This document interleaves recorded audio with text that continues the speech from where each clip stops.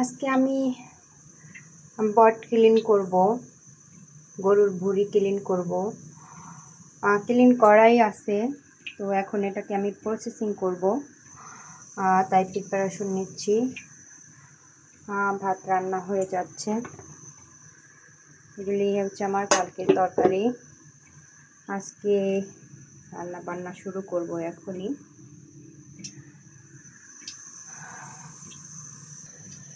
আমি বটগুলোকে হলুদ পানিতে 15 মিনিট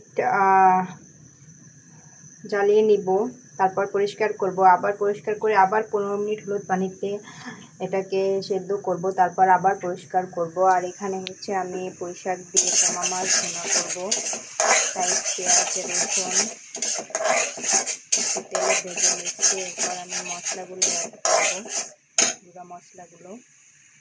আমি হলুদ, মরিচ, ধনিয়া আর লবণ অ্যাড করলাম।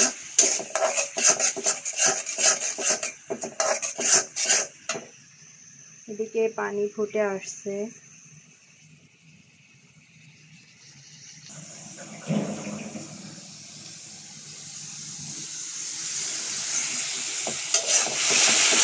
আমার মশলা কষানো হয়ে গেছে, এখন আমি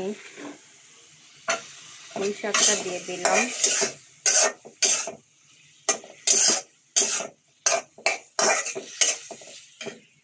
আর এদিকে বটগুলো ফুটতেছে।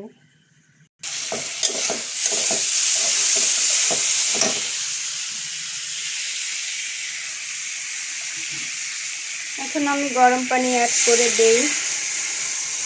যে কোনো তরকারি রান্নার সময় গরম পানিটা ইউজ করার চেষ্টা করবেন, তাহলে হচ্ছে তরকারিটার কালার আর টেস্ট অক্ষুণ্ণ থাকবে।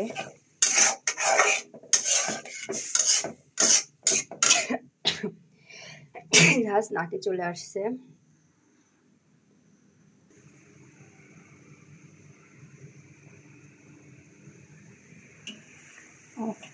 আচ্ছা, এদিকে আমার পানি ফুটে এসেছে পুঁই শাকের মধ্যে, তো আমি এখন মাছ দিয়ে দেব। এখন অপেক্ষা করব মাছটা সেদ্ধ হয়ে আসা পর্যন্ত।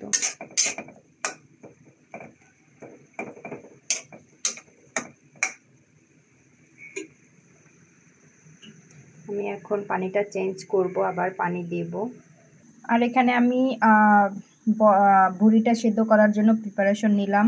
সব ধরনের মশলা, আদা, জিরা, ধনিয়া, রসুন, শুকনো মরিচ, হলুদ সব কিছু অ্যাড করেছি।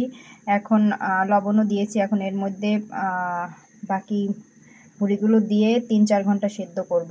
আর এখানে আমার সেই অসাধারণ পোমা মাছ, পুঁই শাক দিয়ে পোমা মাছ রান্নাটা কমপ্লিট হয়ে গেছে। তো থ্যাংক ইউ সো মাচ। আল্লাহ হাফেজ, টেক কেয়ার, বাই বাই।